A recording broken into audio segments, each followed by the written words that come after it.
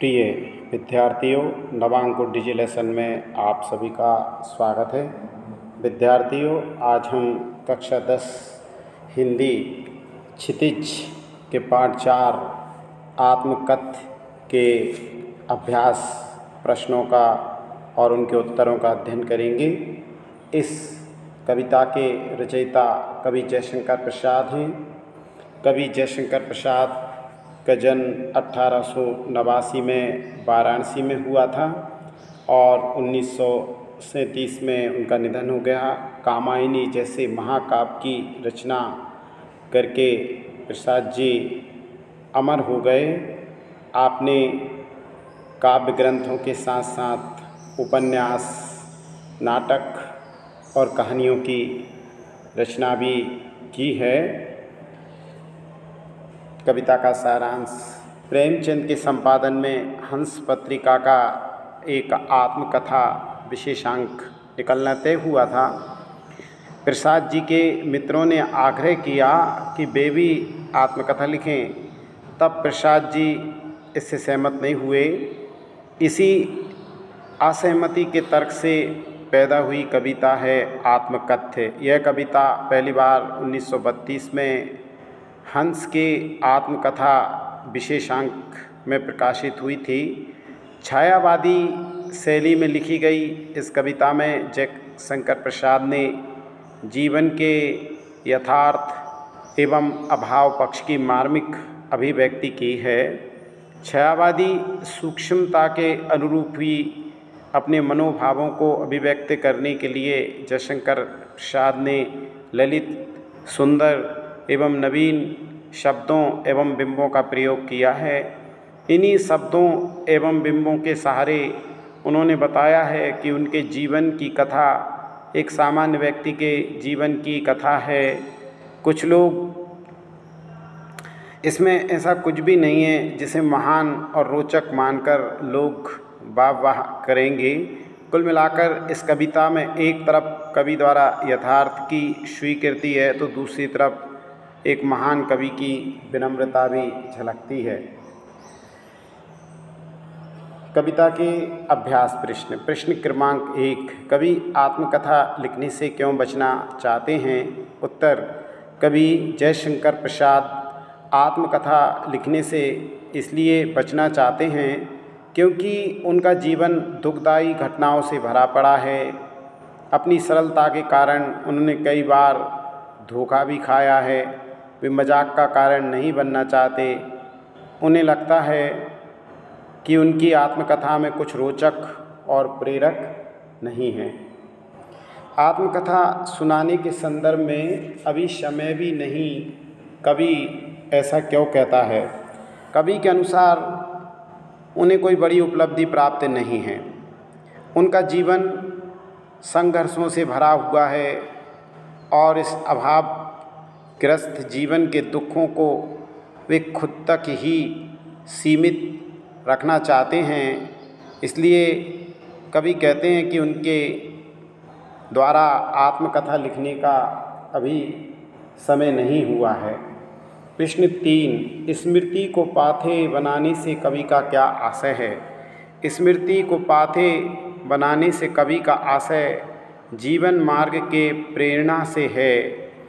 कवि ने जो सुख का स्वप्न देखा था वह उसे कभी प्राप्त नहीं हुआ।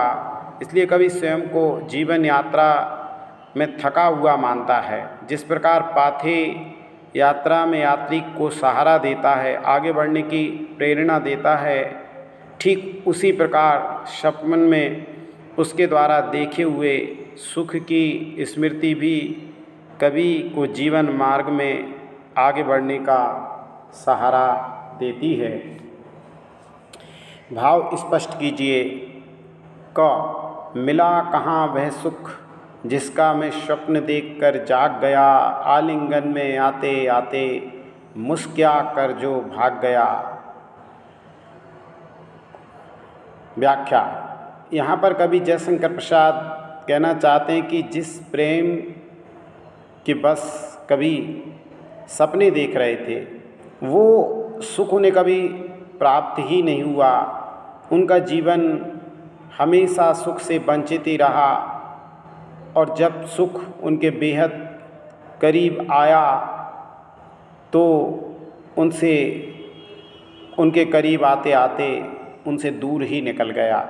यानी कभी को जीवन में कभी सुख की प्राप्ति नहीं हुई, कभी सुख की आशा बंधी भी तो वह भी उन्हें प्राप्त नहीं हुआ। दूसरी खा, जिसके अरुण कपोलों की मदवाली सुंदर छाया में अनुरागनी ऊषा लेती थी निज सुहाग मधुमाया में। इन पंक्तियों में कवि जयशंकर प्रसाद ने अपनी प्रेयसी के सौंदर्य का वर्णन किया है। वे कहते हैं कि उनकी प्रेयसी के गालों की लालिमा इतनी अधिक है कि उषा काल की लालिमा भी उसके सामने फीकी है, या अनुरागनी उषा भी यानी उषा काल भी उनकी प्रेयसी से लालिमा को प्राप्त करती थी। प्रश्न क्रमांक 5, उज्ज्वल गाथा कैसी गाऊं मधुर चांदनी रातों की, कथन के माध्यम से कवि क्या कहना चाहता है? उत्तर, अपने प्रेयसी के साथ बिताए निजी प्रेम के मधुर और सुख भरे क्षणों को कवि किसी के सामने प्रकट नहीं करना चाहता। चांदनी रात में बिताए गए वे सुखदायी क्षण किसी उज्ज्वल गाथा की तरह हैं। इन स्मृतियों को वह औरों को बताकर अपना मजाक नहीं उड़ाना चाहते हैं और उन स्मृतियों को वह निजी संपत्ति की तरह अपने तक सीमित रखना चाहते हैं। प्रश्न 6, आत्मकथ कविता की काव्यगत विशेषताएं उदाहरण सहित लिखिए। जयशंकर प्रसाद द्वारा रचित कविता आत्मकथ्य की विशेषताएं निम्नलिखित हैं। कवि ने खड़ी बोली में कोमल शब्दों का प्रयोग किया है। उदाहरण, जिसके अरुण कपोलों की मदवाली सुंदर छाया में। नंबर 2, मानवीकरण शैली, जो छायावाद की प्रमुख विशेषता है उस शैली का प्रयोग कविता में किया गया है। औरी सरलते तेरी हंसी उड़ाऊं मैं। नंबर 3, तत्सम शब्दों का प्रयोग प्रमुखता से किया गया है। इस गंभीर अनंत नीलिमा में असंख्य जीवन इतिहास गीत में गेय और छंदबद्ध है। उसकी स्मृति पाथे बनी है थके पथिक की पंथा की।